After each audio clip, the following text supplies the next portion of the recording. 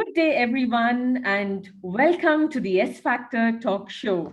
As you know, the talk show is all about discussing and deliberating with people from all across the world, global leaders or thought leaders, I should say. And today we are over to the 16th episode in such a short while. This is going on week after week.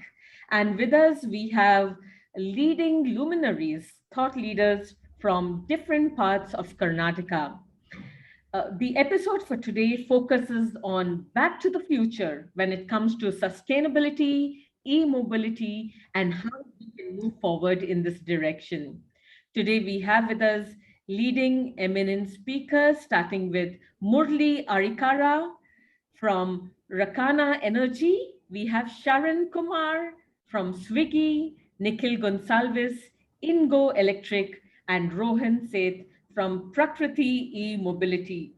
Also, most importantly, I have with me none other than my special co-host, Shekhar Vijayan, who, as you all know, global personality wearing multiple hats, author of Shevins, the CEO of Shevins, entertainer, author, actor, international speaker, RJ, coach, columnist, advisor to the Indian Leadership Academy. He is also, as you see, he's very famous. He comes on Republic TV sharing insights and many other places. And currently, it's all about us leading the way forward to creating new waves in the thinking process and to take this forward. Before we move on, I would also like to acknowledge all those who have been with us and our support partners from Ecosol Global, Shevins Entertainment, Cicada Media. I am here, Westland Publications, Judibon, Motherhood Jagrati, Yoga Andrini, Elephant Marketing, Threadworks, Eat Raja, and others. A warm welcome to you all. And over to you, Shekhar. Thank you, Samira. You know what? Before you started, I was looking at the mute button because you end up speaking and then nobody is able to hear you, and then it becomes it becomes funny, not embarrassing actually. We're now used to this, right? Thank you, Samira, for this warm note. You're an absolute rock star. And before we start, can we all clap for Samira because she won an award day before yesterday at BCIC, and I think it's an outstanding leadership award which she received. I feel she should get more awards like this because it's just a testament of her talent, of her ability, of her substance. I'm running short of adjectives here, and I never really run short of adjectives. So that's what Samira is in a nutshell. So it's wonderful to collaborate with her on the S-Factor talk show. And while she was talking, I was just thinking of the topics we've spoken about.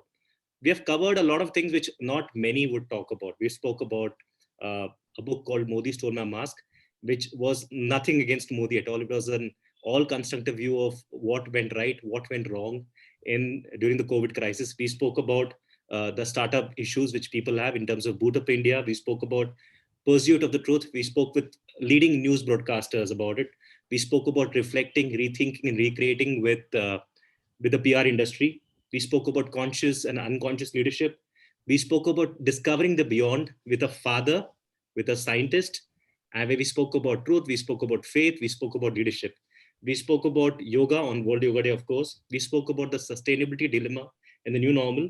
We spoke about the real world versus the real world because I think during this pandemic, we've all seen a lot of OTT and Netflix, and we thought about how can that affect the future of cinema. So we are talking about topics which are very relevant in a very entertaining, in a very engaging way, which you will know in the next 1 hour.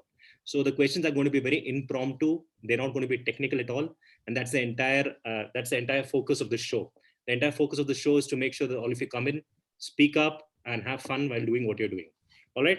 And while we do that, I want to introduce our host for the evening, Samira Fernandez. She is the director of Ecosol Global and is a professional marketing and communications professional with over 2 decades of international experience with companies such as Sun Microsystems, Nokia, Jet Airways, Al Ghurair, and others.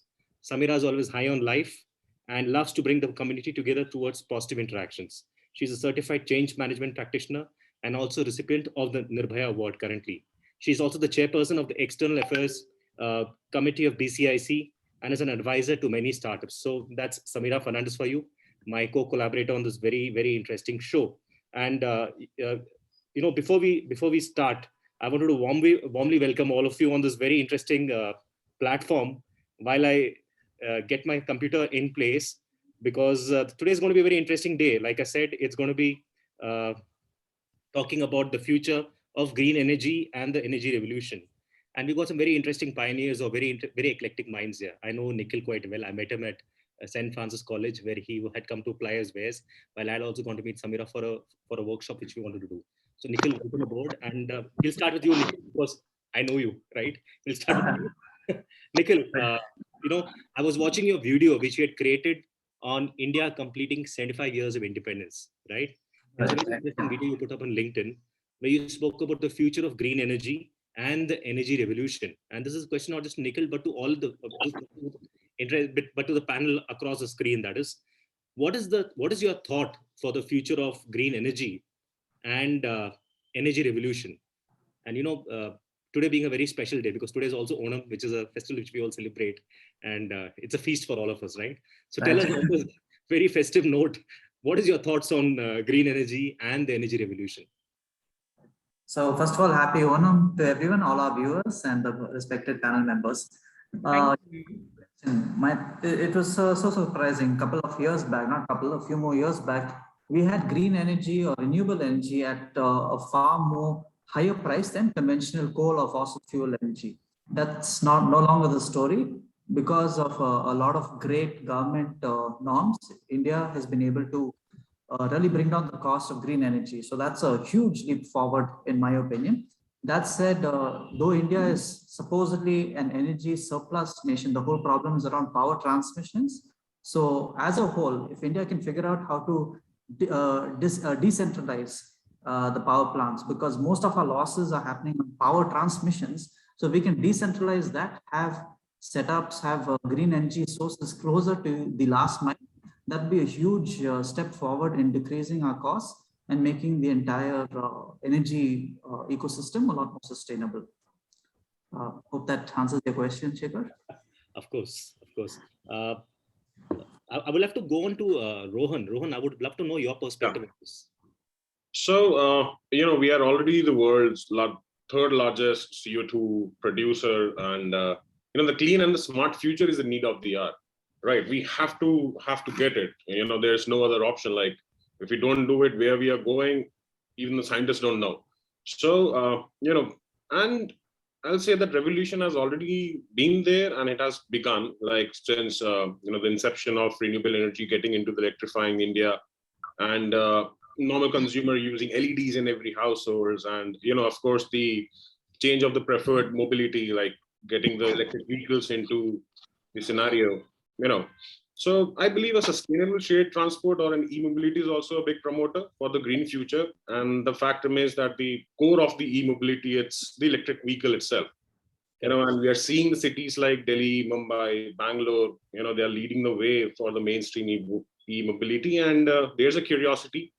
There's the, the Josh that you can say. So, we are loving it. And, I see that the green revolution has already been there, and it's going on a much faster and the better way. Yeah, so I think we are in version 2 of green revolution. Correct. The pandemic somehow has just propelled things forward. Now on that version 2 note, I would love to get Murali sir's perspective on this. So first things, please don't call me sir. I'm not. My name I go by Murali. So I think it's interesting, very topical also. So if earlier this month, the Intergovernmental Panel on Climate Change released a report. It's a very interesting report. It kind of touches a little bit more on what Rohan was saying. If we want to limit our global average global warming to 1.5 degrees centigrade, that's a lot of work we need to do.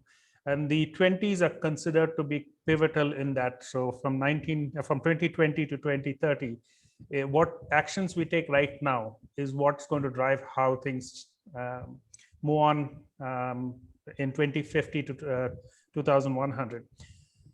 Biggest challenge, and why it's important for us, is because I don't know if you've read a bunch of reports where they say about 12 cities in India could be underwater if we don't check global warming. Correct. So the only option we have is to get to what we call reducing our carbon footprint, at least from an electricity generation standpoint. The ambition would be to drive for energy efficiency and to drive for what I call 85 to 90% generation coming from renewable sources. Now that's a very tall order, and it actually requires a re-architecting of how electricity is delivered to us today. Again, I'll go back to what Rohan mentioned, and I think the earlier speaker also mentioned, Rahul, I think. Decentralization and digitization, these are going to be the two key things that will help us drive towards it. Digitization in the sense of actually knowing where we're using energy and how much energy we're using and why we're using energy. I think the challenge with most people is today they don't know why they use the energy they use. And when you don't have that kind of view, then you might try a lot of things, but it's not an educated way in which you are actually, it's not a methodical manner in which you're going, systematic manner in which you're going. That's one part. The other one is renewable energy. Definitely renewable energy is a great way to go, but it has its own challenges. So we need to deal with that, and that's where the decentralization and the digitization is going to come and play a big role. So I'll stop there for now. Thank you, sir, for just giving us a peek into the future. Mr. Sharan, I would love your perspective also on this, also from Swiggy's perspective, and on this entire aspect of the green revolution and the energy revolution. Thank you, and firstly, happy Onam to all the viewers, and thank you so much for having me on this show. And no, I would like to actually bring in the consumer point of view here, because the other people are talking about what is going to be done in the energy sector and how that's going to shape in the future. But directly from a consumer point of view, if I have to look at what's in India for the next 10 to 20 years, it's very promising from the mindset of the consumers, the mindset of the big companies are changing towards being more responsible to the environment, and they are also taking a lot of steps towards that. So that I'm very happy that every company is considering this. Like, for example, recently companies like Tata, Reliance have gotten into providing some of the energy solutions to the country, and also they're trying to solve for the e-mobility space on the whole. And that's one of the good improvements. And on the other angle, I feel not just trying to bring in renewable energy, but also a lot of players are trying to solve all parts of the equation. Like, for example, they're trying to solve for providing the best bike out there to replace the current ICE bikes. And some of them are trying to bring in disruptive solutions like dash charging for bikes and cars. And some of these things are really promising. I'm looking forward for being a great consumer in this journey towards electrifying India. I think those are great insights shared. And I want to move on to a very curious question that I would like to ask you all. You all have a proven track record in your areas. You've been doing it for years together. And not only that, you are visible signs of people who are promoting this positive change. Tell me, you are noted pioneers in the form of using sustainable solutions for the future. In the light of the pandemic, how critical is this journey? I would like to start by asking Murali. Great, thanks, Samira. So, I mean, it's an interesting question. I mean, things have not really changed in terms of the urgency of what is needed, which I alluded to earlier. If anything, it's only gotten more urgent, and as we're getting more and more data, it's. I mean, if you look at even the current emergencies you're seeing across the world, whether it's in the form of fires in Western United States, rains and floods in different parts of the world. One thing has become certain is that global warming is not even, when there were a few people who were doubting whether global warming is real. I mean, if you want to look for any more signs, there's nothing much more to look forward to. It's now time to act. So that part is important. The second part, if you looked at the pandemic, it's an interesting aspect of it where people have actually looked at, and maybe I would put it, and I don't know how topical, how relevant it is, but I'd say a lot of people have actually had the opportunity to sit at home and reflect back on what's happening, especially in this space. And so we're beginning to see even when I look at whether it's investors, whether it's other people, they've actually had an opportunity to sit back and see what's happening, where things are. And one thing is for certain is everyone realizes things can come and hit them out of the blue. No one could have expected or thought about this. And that change of perspective and thought processes help, because we're beginning to see interestingly more investments, more money coming into looking at some of these technologies in a big way. So that's so rather than talking about just saying the pandemic, I'd say there's a lot of other things that happened along with it at the same time. So together, that's what's changed. And it continues to drive a lot of businesses, and you keep hearing about a lot of new businesses coming in the energy space, because earlier we used to hear a lot about software and AI and other bits, but now we're seeing energy taking a fairly prominent role in this space. So true, and I think great insights shared, Murali. Nikhil, what are your views on this? Hey, everyone. So, Samira, from I was just looking at the window at Sharan, who works at Swiggy. I mean, for many of us, and everyone will relate, Swiggy and similar companies became the lifeline for us during the pandemic, right? We needed somebody to get the food, and social distancing, etc., just never allowed us to go to a restaurant and order. And we were so thankful for companies like Swiggy, etc., to have saved us during the pandemic. The whole social distancing stopped people from using mass transport, such as the metro, buses, etc., and opt for other individual forms. So the next option were basically bikes, two-wheelers. Those were more economical. And that, as a result, has driven people towards individual transport. The petrol costs have driven up that significantly. Hence, the faster adoption for electric vehicles came about. So in that way, the demand for our vehicles has gone up. However, because of the lockdowns, etc., personally speaking, we had a lot of production delays because, as you know, factories had to close, etc. But overall, the demand is there. The supply is being worked upon. Amazing. Do you agree with it, Rohan, from your views? Yes, Samira, I do. Like in the light of pandemic, I'll say like more than having a sustainable solution, what drive us was to sustain ourselves. That was the main key learning. And when you are just working to sustain yourself, then the creativity comes into the picture, and you get to a different kind of solutions and more like the better things. So while during the pandemic, we shifted our total gears. Like the e-mobility was the worst hit. The share mobility was the worst hit for the during the pandemic. So we shifted our focus from going into a B2C, like we have 168 electric vehicles over here. So the B2C was totally closed down because of the lockdown and all. So we shifted our focus towards the health care system. So we we developed an app called Shevins Entertainment, and then we launched it aligned with the government of Delhi, so that people can call a cab. Those one who are into the home isolation or suffering from corona or any other disease, and those want to go to a healthcare facility. That was a free services that we provided to the citizens of Delhi.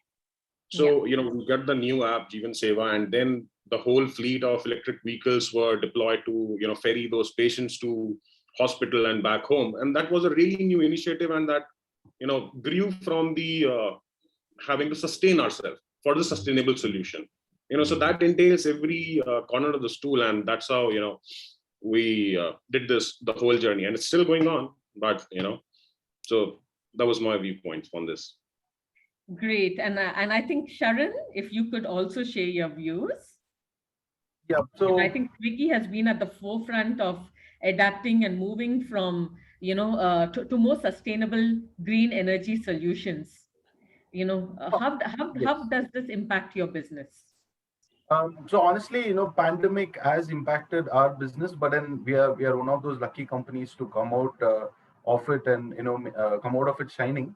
And and coincidentally, one other thing that happened, just adding on to what Mr. Murali was talking about, the petrol prices were also on the high during the pandemic, and hence there were lesser job opportunities in the market, and hence a lot of youth and a lot of people started moving towards becoming a delivery executive. And then there was an increase in fuel prices. Because of all this, there was a natural urge to look out for an alternate option. And I think that sort of, drove us and gave us that comfort that, okay, that the market itself is changing. So, let us, try to be pioneer, and let us try to, go and, support that change in the front foot. And that's where we started to, look out for alternative options and start to provide, these alternative options to our delivery partners, in general, but also I think overall any company, not just Swiggy, right? So any company, that survived during this, pandemic, got this as an additional, incentive, for them to move towards a sustainable future. Well said, Sharan. Over to you, Shekhar, to drive the conversation further.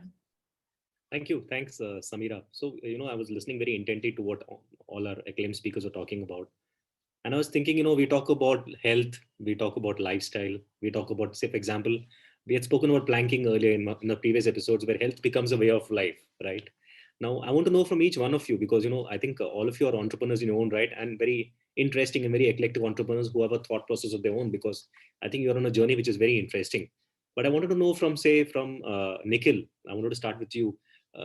Nikhil, how does, e-mobility become a way of life for the larger populace? Not just the people who are there on this call, or, people on social media, but we're trying to impact everybody, right? And how can India be a front runner in this? Yeah, sure. So I think gone are those days where people considered electric vehicles as a very niche market, a market where only people who are green warriors go ahead. Elon Musk has completely changed the narrative by creating a super performance car and benchmark that against its petrol counterparts. That's the strategy that if somebody is in the business, they need to adopt. They need to figure out what is it that they want their vehicle to achieve.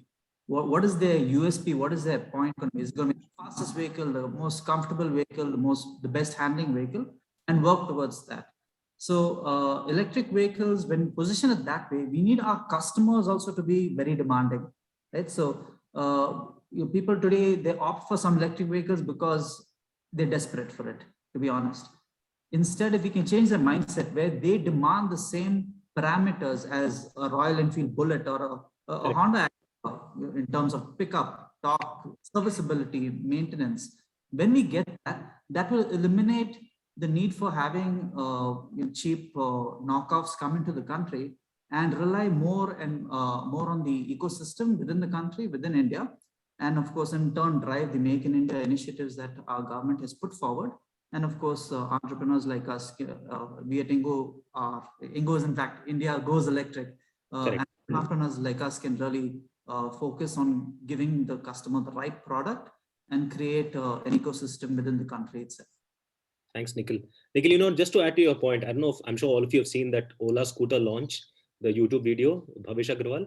What I liked about the launch, it was very snazzy, very cool, just like an Apple launch, where he's showing the different products and he's talking about it. I think that's the future for India. And I think India can just take the lead on this and show the rest of the world how it's actually done. Rohan, I would love your inputs on this. What do you think are the 3 steps India could really take to make this appeal to the larger populace? Well, I'll share you a small story while I was in New York. So, in our first week, when we went outside to keep the garbage out, we got a knock from the rag picker, and he said, like, why did you put these bottles on Monday? I was like, what do you mean? Then he told me, like, do you know the garbage policy over here? We were like, no. So then he explained, so he was like, there are different type of waste, like dry waste, wet waste, and then there are different days on which you keep the waste out, to get it picked. And so I believe that this, this larger population and the revolution starts from the grassroots level, so that bring up, kind of a behavioral change in us also.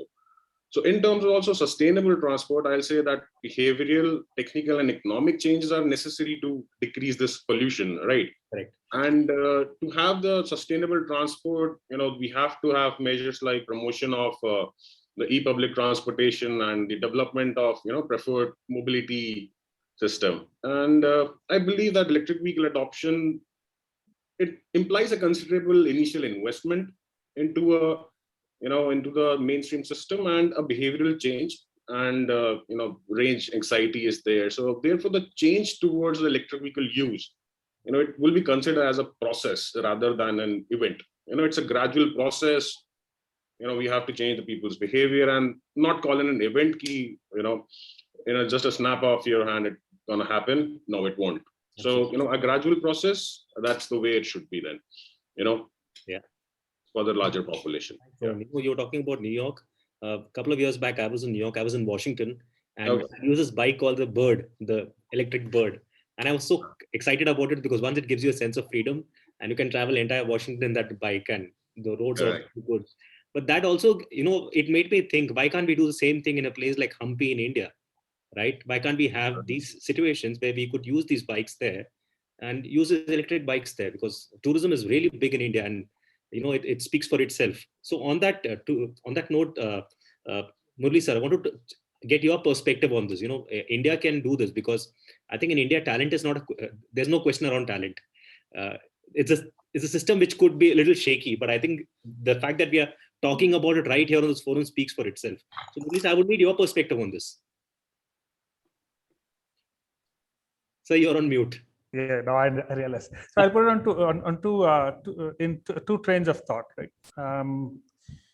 My belief is you need three things for people to change: crisis, cost, convenience. Right. The crisis forces you to think differently and say, you know what, there's a problem, there's an issue, I need to figure out how to. Cost is how costly or how expensive it is for me to deal with it. And convenience is how easy is it to shift into this new mode. So it's like if you looked at people today using Google Pay or Paytm, if 10 years back, I don't think people would have thought that that's how they would be doing their transactions. In fact, today my wallet has no cash in it. I carry my phone and that's what I use. So that's one side of this equation. The second part of what you said, right? We're smart people. We are smart people, but there's a lot of change that needs to happen in India, and that's happening, but it's happening gradually. We've been what we call a services economy, and services economy means someone tells you what to do, and you're very good at doing that. But for us to actually change and shift, there is two more steps that we need to get to. It's to say, why are we doing that? How are we doing that? And then the what are we doing? So those are the three steps. And I think that's coming slowly. And we're beginning to see that even when you looked at how things have changed in terms of the investment climate, there were times when you could say, look, Silicon Valley has a lot of Indian entrepreneurs and they were doing well, but you didn't have too many investors coming to India and saying, let's invest. Because one of the things they said is, like, we haven't seen any big exits or big unicorns, but now we're beginning to see that, and you're seeing the change in how people are thinking. So I think that you combine these two things, that is what helps drive and create what I call an ecosystem, where one, there's a demand that's coming, where you're able to look at this, and then the other is the supply that's being created. When I say supply, it's not just about selling product, but about coming up with those ideas and constantly working and kind of innovating. Rather than inventing, I'll say innovating, so that those come together, and that kind of creates a perfect storm for things to take off and change.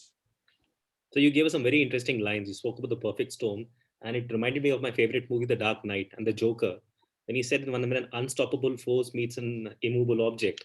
I think that's a situation right now. I think there is so much of idea, there is so much of insights, but we've also got the system which we need to work with. And Sharan, I want your perspective on this, because you're from a company which has actually shown the way during the pandemic, right?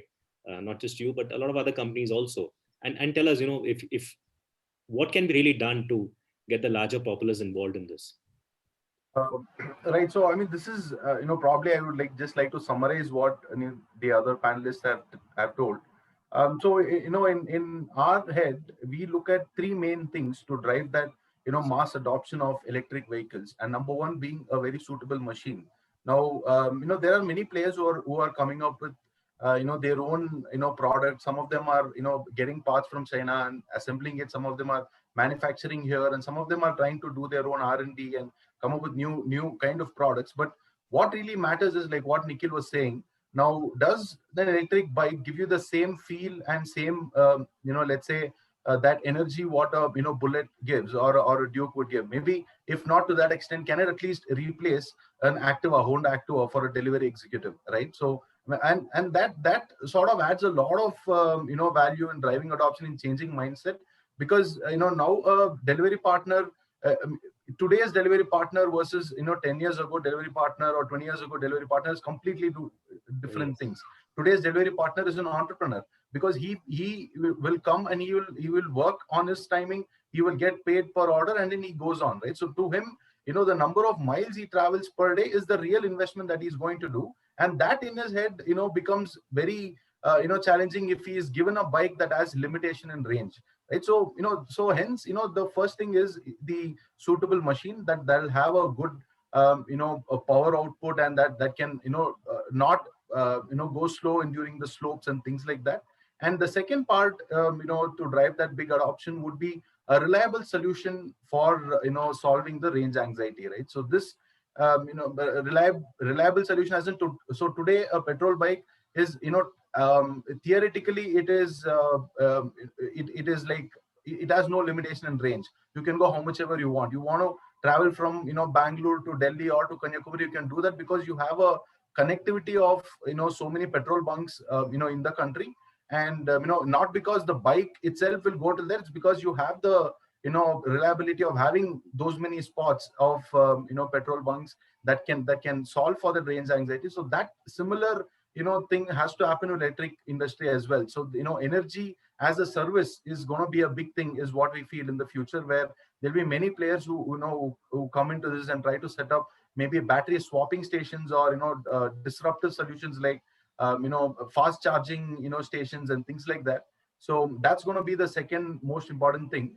One is a suitable machine, and two is the reliable solution for range anxiety. And number three is both these has to be at an affordable cost, because today, I mean, we all agree that electric vehicles are costlier than ICE vehicles, but in a long run, from when you compare the cash flow, it becomes meaningful, because the burn on ICE vehicles in terms of maintenance, in terms of other expenses are completely reduced in electric vehicle. But to an Indian middle class person, now that long run doesn't really add any value to him. He wants to get a bike today that he can use it instead of a ICE bike and still make good money out of it, and still save some money from what he was expending yesterday. So all these coming together with a proper solution, which can only be done when government also produces incentivizes through subsidies, and many players also get into this by maybe looking at making money at volume and not really making a margin game out of it. So yeah, I think these three, the suitable bike and a solution for range anxiety, and all this at an affordable cost, I feel would be the key things to drive EV adoption in India. Thanks, Sharan. I think those are great insights shared, Sharan, and I think great thoughts from the panel, Shekhar. Absolutely. Yeah, and I think that's what we are feeling at the moment. And I need to ask you all, what are some of the potential areas of opportunity that you can expect from the government, or rather you want from the government, not just an ease of doing business, but also to be an advocate and take this forward to ensure that together collectively a smooth journey prevails. I would like to start by asking Murali again. Yeah.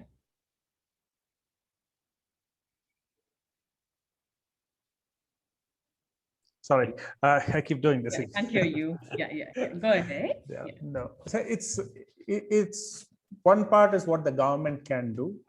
The other is also what we as the industry, as consumers, need to look at, and how we need to approach it. From a government standpoint, the simple things are to kind of standardize things, to help people understand what the standards are. There are some standards, but start getting those and helping build the rest of the ecosystem that goes with these technologies. Because having a company A or company B be on its own trying to develop something new does not allow it to hit some of the economics that you're looking at. So creating certain standards that allow people to say, okay, if I were to create a new technology of this sort, then I have, as long as I meet these requirements, it'll allow me to deploy it in these areas. That's something that'll help. So from that standpoint, and the other is from a policy standpoint, helping, because the established technologies have been there and they have actually benefited a lot from a lot of how should I say, incentives that have been provided to those industries. And so when new technologies come, they're usually competing in an uphill battle against the established technologies. So when electric vehicles came in, we talk about costs, we talk about these numbers. So the costs are high today. Even, I mean, though you can say what we call, as I think Sharan mentioned and a few others mentioned, the levelized cost at the end of the day after 10 years, 20 years of ownership actually may be cheaper than your internal combustion engine vehicle. But right now the initial costs are high. But that's true even with a lot of the products that we've known, right? When the first mobile phone came in, it was really expensive. Today, I can get a smartphone for much cheaper, and we can expect that kind of a reduction in costs coming into play, and that'll help. But that does not happen with one company going and trying to do something by itself. There's a number of factors that need to come in to help develop that scale and create that ecosystem. And what the government can do through policies, encourage that kind of ecosystem growth. Now, when it comes to the energy side of it, I'm going to just switch a little bit from just the electric mobility to the energy side of it. The energy side of it, I think it's a bigger implication and a bigger role for the government to play in that. And that comes down because the looming crisis in front of us. And one of the things that could help, and this may not be the most popular suggestion or thought, but it's to see, just like you look at when you look at corporate taxes, if there are corporate taxes that are allowed, used as a where you can give a subsidy if people are having a lower carbon footprint, and a penalty if they have a higher carbon footprint, that will actually encourage a lot of these guys to actually drive towards adopting these technologies and looking at it. So what I mentioned earlier, the crisis, cost, and convenience, these three factors will come in to play in that situation, and that will actually drive a lot of these people to adopt it. It's very similar to people having emission standards in their vehicles. So this is a little how should I say, a step after that. And though some people may consider extreme, but I think we are in those times, and this is an urgent need at this point of time to look at it. Very nice. So before I move on to the other panelist, Murali, is this also a personal endeavor that, is something that you believe in, or is it just professionally based? No, I believe in it. I've worked the last about 25 years. I've started my career building electric vehicles in the 1990s. I've worked with hydrogen fuel cells. I've worked with batteries, and I've done energy management. I've worked in a number of areas, and to me, it's what I do right now is not a job. It is my hobby, my passion. So I don't consider it a job. I consider it a passion, a hobby. So beautiful. And I believe, we have a lot more people in the world like you who, rather than, for any other reason, look at it as their commitment to society, and I think a commitment to themselves. So great growing, Murali. Nikhil, what are your views? Where do you need help from the government? What are some of the challenges? And how can, you all take this forward, big scale and quickly? So inGo is one of those few companies that was very fortunate to have gotten some support from the government through awards such as the Startup Karnataka award, which really got the ball rolling for inGo as a company. They provided. Congratulations. Thank you. So that fund really helped us offset a lot of the capital expenses involved in such activities. And this was followed by other awards with Nidhi Prayas to the central government, Niti Aayog, etc. So I'd like to say that I'm so thankful to the government. Little people would say that, but I'm really thankful for the initiatives on whatever we've been able to achieve in terms of taking our dream forward of the ideal electric vehicle. That said, where I see some real good scope, it was already spoken about by other companies. If we're able to have a great charging infrastructure, that's something that would really help the adoption of electric vehicles.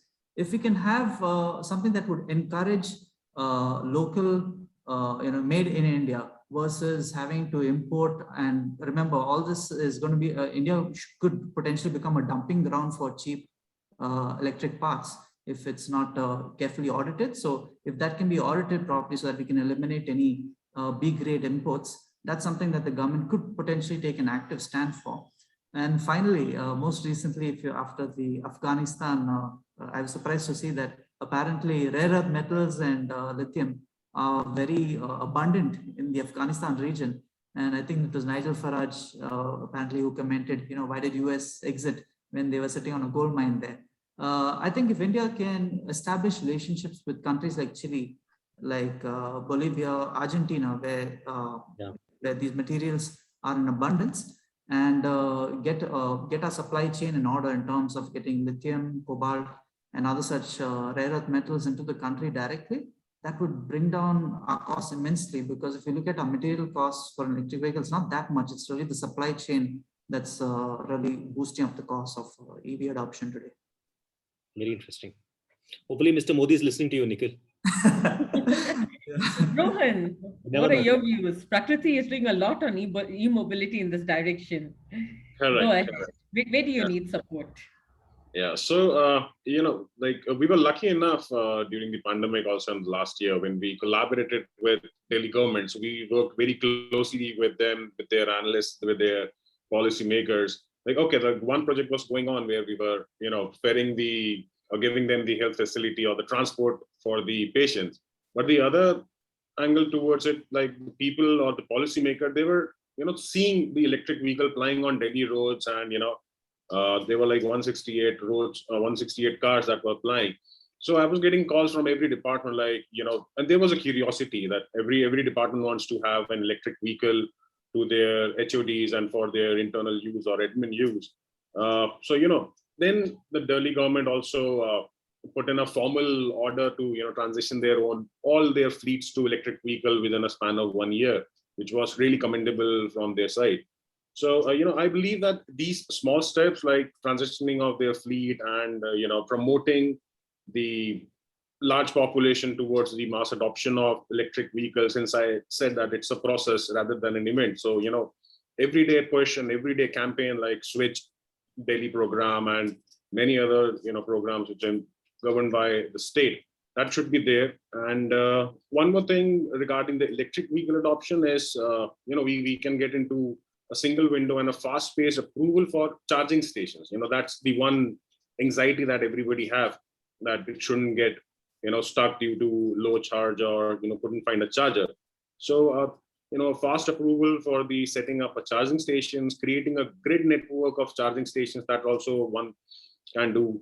And then there are like 3 and 4 normally spoken, things like lowering the GST and import duties, or creating the financing solutions and the awareness of EVs, and some reforms in the FAME 2. Those are the generally which everybody asks from the government. But what I believe, like putting in much investment and policies in research and development, so that as Nikhil also said, that the dependency on the import gets lower, and we really bring the cost of manufacturing of the electric vehicle down because of the research and development. Like also Murali, she said, in 1990s, the mobile phones were like super expensive, with redundant technology. And now even a cheaper smartphone is way better than, your old mobile phones. So it was all because of the investment done into the research and development, So that's I guess, should be the main agenda of the government to ensure the smooth journey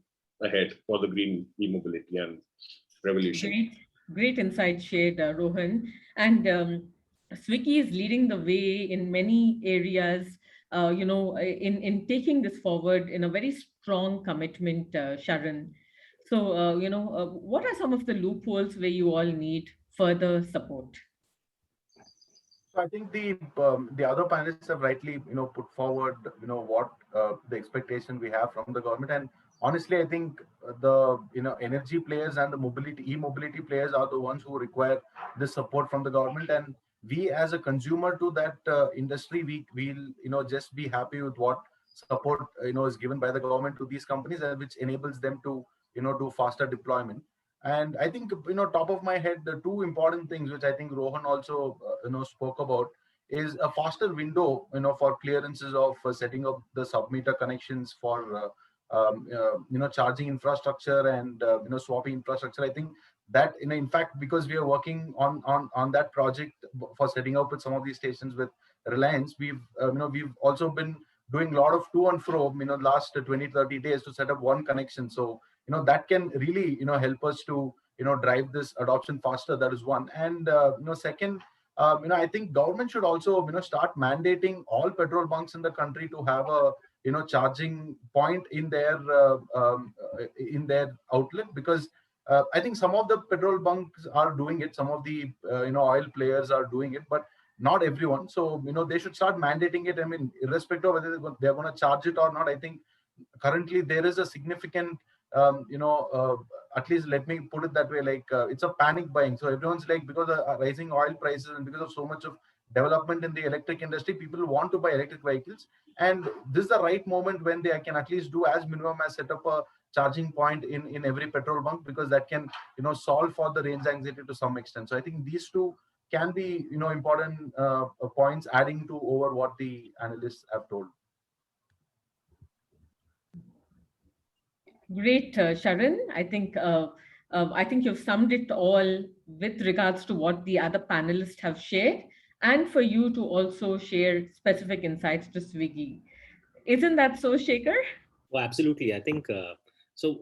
What I really liked about the last question was the fact that everybody was very positive about it, and they, ideally, when you think of the government, everybody wants to, ideally tell them this is not happening, that's not happening. But here you have a perspective which is we can do this together. Everybody wants to win this together, which leads to my next activity, which is an activity for all of you, where Samira, you could also join because you're an integral part of this.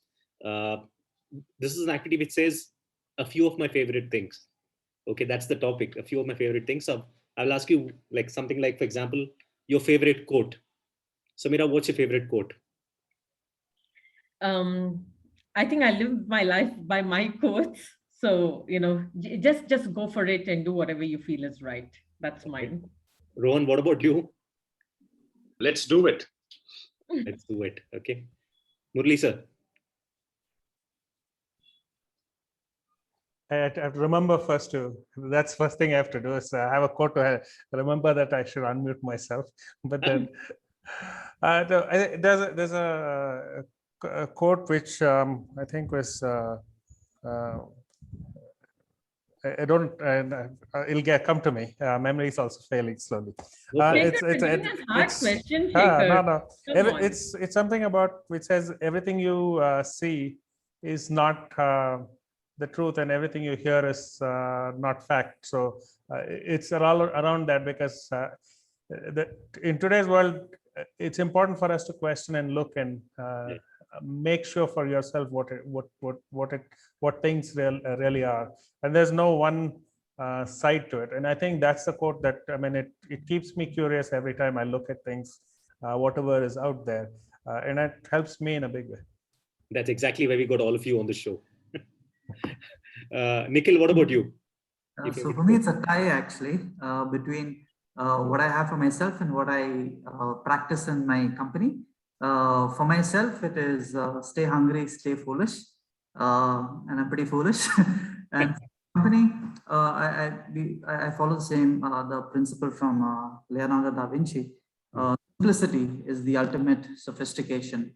So I try to, as far as the user goes, it is so simple and foolproof. But for us to achieve that as a company, as engineers, we need to ensure that it is the most sophisticated product under the hood. Superb. Very interesting. Very simple. Sharan? I don't remember the author. He's an English author. I think this quote I've read long back and it's sort of stuck to my mind. It goes like this: write something worth reading or do something worth writing, and that's what makes life meaningful. I think it's Oscar Wilde or someone, I don't remember who really wrote this, but this quote really sticks to my mind for a long time. Very interesting. And my favorite quote is, you don't win the silver, you lose the gold. And I think that's the reason why we are all here on this very interesting show. That's a beautiful one, Shekhar. Yeah. Thank you. Samira, what's your favorite dish? which you cooked during this lockdown? I'm a biryani fan, Shekhar. Yeah. Nikhil, what about you? Let's keep it simple. Yeah, for me it is. I had to diet to lose weight, so it is grilled chicken. Please don't make noise during my show. Rohan, what about you? I'll say butter chicken. All right. Yeah. Butter chicken sounds exciting. Sharan, what about you? As usual, biryani. Biryani. Nobody's spoken about curd rice at all. Murli, Mr. Murli. It's idli sambar. Idli sambar. Yeah. That is a flavor of Bangalore somewhere. Your favorite song, Nikhil, which kept you going during trying times? There are some certain songs we hum, we whistle, we sing. Is there some song of yours which you really like to sing and which keeps you going? Yeah. So if actually there's a song by it's Dance Monkey, but not from the original artist. There's actually a piano version of that. That's done on. It's completely instrumental. Peter Hobb, he's online. I think that's something that I could just listen to endlessly. Yeah. But there's nothing you sing per se. We wanted to make you sing. Oh. Yeah, actually, singing is my stress buster. I think Samira will know that because both sing in the He's same a great singer. Great singer. He's got a very interesting voice. Come on, let's do it for inGo. I think it's gonna take me some time to. Yeah, okay. There's a song by the Beatles. It's it goes like this. It's the name of the song is "I Feel Fine," something that I sing to myself a lot. Yeah, so I'll sing a couple of lines. Baby's good to me, she tells me that I'm as good, she said so. I'm in love with her, and I feel fine. Baby says she's mine, she tells me all the time, she said so. I'm in love with her, and I feel fine. Yeah, that's it. Beatles just called up. They wanted to invest in inGo. Amazing, Nikhil. Great going. You should don't let Samira get away. I know Samira sings quite well. Yeah. Rohan, what about you? The favorite song I'll say is "Stay in Life" by Bee Gees. Oh yeah. Yeah. Do you want to sing it for us? No, I'm very very bad at singing. The next time I can watch you play me piano, that I can do. Super. Next time I'll be ready with that. We're really looking forward to that. That's nice. Yeah. Mr. Murali. So I'm a more Carnatic classical kind of a person. So I listen to a few of them, but Marugelara is one of those which I can remember. So don't ask me raga or don't ask me to sing, but I enjoyed listening. So, but I'm sure your memory doesn't fail you here because you know the raga so well. So that goes without saying. So, Mr. Sharan, what about you, sir? I'm a pure, Ilayaraja fan. So any Ilayaraja music will, keep me going. So any Ilayaraja music is my favorite music. So do you have a song in mind, like a song from the movie? Say, for example, Nayakan. Yeah, I mean, that also. But one song in particular where I really like the music notes. What they've done is it's a very old song, 1980s song. It's called Ilaya Nila, which was sung by S.P. Balasubramaniam, and it was, it's a completely guitar version, and it's really good. So that would it'll be one of the favorite songs of mine.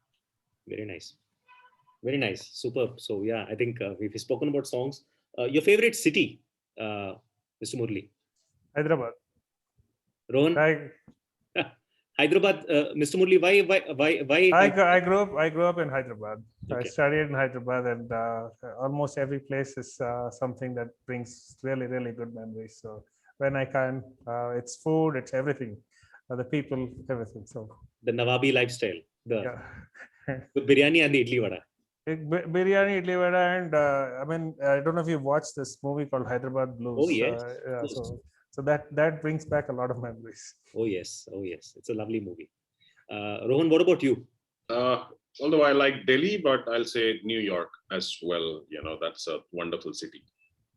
Is it because of the buzz? What do you like about New York? Like, I guess, even after the 4 years while I was, coming back to India, even my last night when I saw the skyline, when I saw that energy, it still, gave me that goosebumps or the excitement that I had on the first day, so that it never vanished. It never, let you down. So, that kind of energy and the, vibe you get from New York, even after the 4 years of, doing everything, still it amazed me. And oh yes.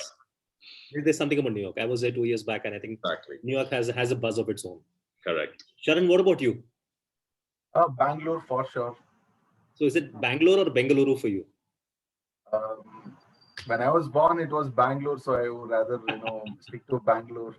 And tell us this now, because there are a lot of people who are not from Bangalore, who are from various parts of India. What attracts you to Bangalore? What do you like about Bangalore so much? Other than the killer climate, of course.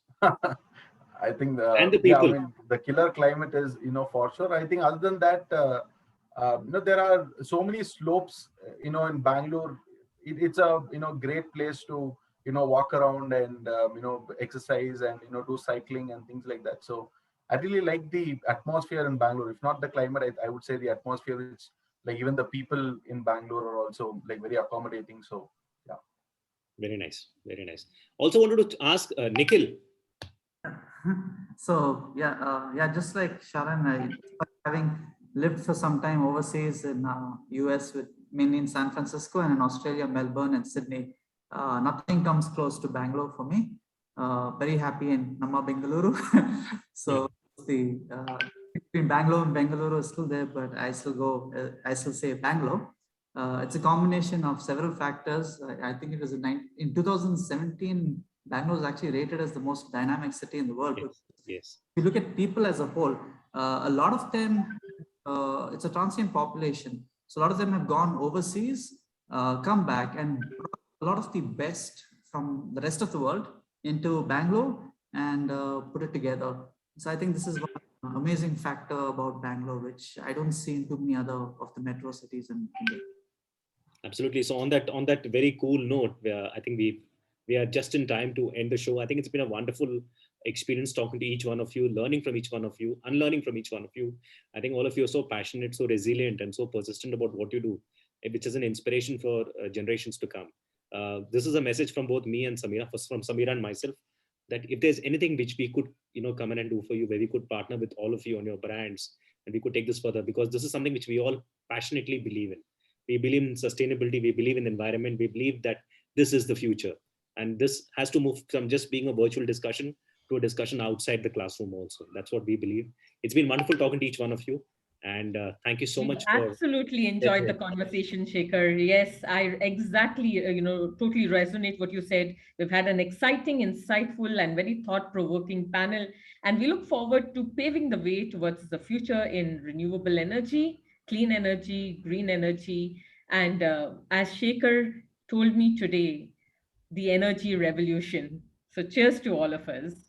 Cheers. And before we end, your favorite movie? My favorite movie is Back to the Future. That's the caption for this show. That's just letting you know. Quickly, your favorite movie. Nikhil, fast, your favorite movie. Mine, Shawshank Redemption. Lovely. Get busy living or get busy dying? Rohan? I'll say any James Bond movie, Yeah. Superb. Sharan?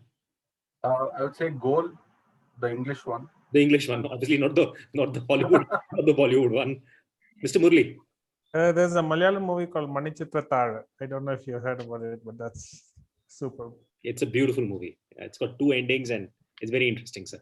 Thank you so much on that movie note. It's been nice talking to all of you, connecting with each one of you. Nice. Stay safe and stay healthy, all of you.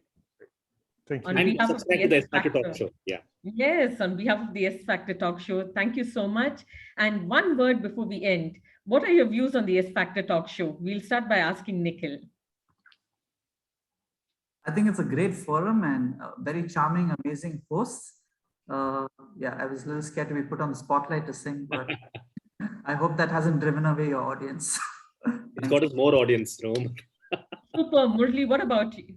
I What about enjoyed, you? I totally and thoroughly enjoyed the interaction. And I think having the show in this format is also good because it keeps it light and it's as just as Nikhil mentioned to start off, I thought, okay, what would they want me to talk about? But it came out fairly easily. So thank you for doing that. Thank you for that. Sharan? I think it's a great, show. I think the hosts are very, very. I think the hospitality here is, really great. The way Samira has been talking to me past few days is it's been really great. So it's a pleasure being part of the show, and hopefully, all the best for your future episodes as well. Thank you. Thank you. Rohan? Well, I absolutely enjoyed, the time and the questions and the information and the panelists. Everything was good. And Shekhar and Samira, thanks for having me. And yeah, it was a wonderful experience, though. Looking forward for more, though. Thank you. We wish Thank you all the best. Yeah, we wish you all the best. And once again, warm welcome to the TheSfactor family. And for all of you in the audience, our viewers across News Karnataka and everywhere around the world, 60 countries, God bless and goodbye. Thank you. Thank you.